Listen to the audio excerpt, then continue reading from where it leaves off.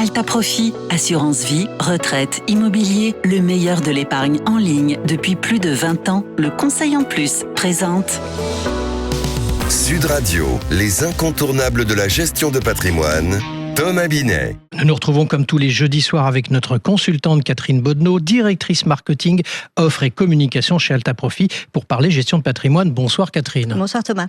Catherine, aujourd'hui, on va explorer une thématique d'investissement qui attire de plus en plus d'épargnants, le private equity ou capital investissement. Comment peut-on investir dans le non-coté quand on est un particulier ? Pour commencer, allez-vous pouvoir nous expliquer justement ce qu'est le private equity ? Oui, bien sûr. Alors, le private equity consiste à investir dans des entreprises non cotées en bourse. Donc, ces investissements vont financer le plus souvent donc, des PME ou des petites entreprises à différents stades de leur développement. On peut avoir des levées de fonds pour des jeunes pousses. On peut aussi avoir des rachats d'entreprises ou des restructurations qui vont permettre de relancer une entreprise dans son développement. L'objectif, en fait, c'est de permettre aux investisseurs de participer à la croissance de ces entreprises et en retour de bénéficier d'un potentiel de rendement qui va être élevé. Alors, j'anticipe tout de suite, il faut garder à l'esprit que ce sont des placements qui sont risqués et il y a une durée de blocage de l'investissement. C'est clair. Alors pourquoi, Catherine, un particulier devrait-il s'intéresser au private equity ? D'abord pour la recherche de performance. Les performances du private equity sont le plus souvent à 2 chiffres. Donc si on regarde sur 10 ans, les chiffres sont à fin 2023, sur les 10 dernières années, le private equity faisait en moyenne du 13% annuel, quand le CAC 40 dividendes réinvestis faisait du 10%. Mais le deuxième intérêt aussi pour un particulier, c'est en fait la décorrélation. Parce que le private equity va évoluer de manière différente par rapport au marché financier. Et le fait d'en avoir du coup dans son portefeuille va permettre d'équilibrer un peu le risque. Mais alors quels sont les risques ou contraintes d'ailleurs à connaître ? Alors, je l'ai dit, il s'agit de produits risqués. Donc il y a un risque de perte en capital. C'est toujours la contrepartie d'une performance élevée. Ensuite, il faut avoir à l'esprit que l'argent investi va être bloqué pendant une certaine période.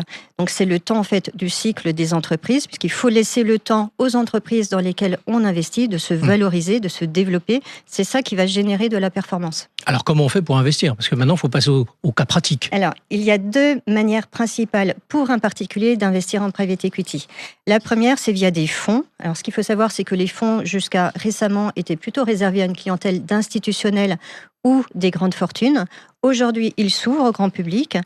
Néanmoins, il y a quand même des minima d'investissement qui restent élevés. C'est de l'ordre de 80 000 ou 100 000 euros.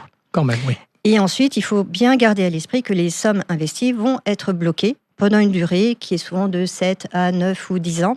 Et en contrepartie de ces contraintes, on va avoir des performances potentiellement élevées, le plus souvent à 2 chiffres. Et là, sur les meilleurs fonds sur les dernières années, ils ont souvent fait plus de 20% annuel. Mais je sens que vous avez une autre solution à nous proposer. Exactement. Par l'assurance vie, on peut aussi investir en private equity. Dans ce cas, les minima d'accès seront beaucoup plus faibles, de l'ordre de quelques centaines d'euros, et la liquidité sera plus grande, puisque c'est l'assureur qui assure la liquidité. Mais il faut quand même savoir qu'en général, il y a des contraintes qui sont mises à la sortie. Par exemple, on ne pourra pas sortir dans les 4 premières années de l'investissement. Et ce sera aussi limité dans le cas de l'assurance vie. On ne pourra pas mettre 100% en private equity. C'est généralement limité à un certain pourcentage du contrat. Alors finalement, ça s'adresse à qui ?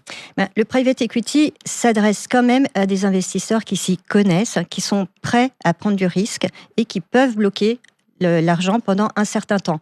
Ça, pour pouvoir aller chercher plus de performance.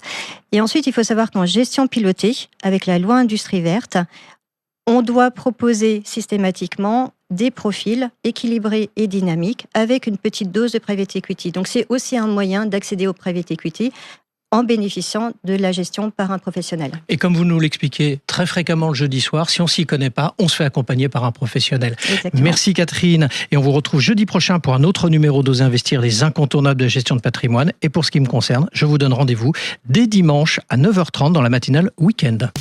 Sud Radio, les incontournables de la gestion de patrimoine, Thomas Binet. avec Alta Profit, assurance vie, retraite, immobilier, le meilleur de l'épargne en ligne depuis plus de 20 ans. Le Conseil en Plus.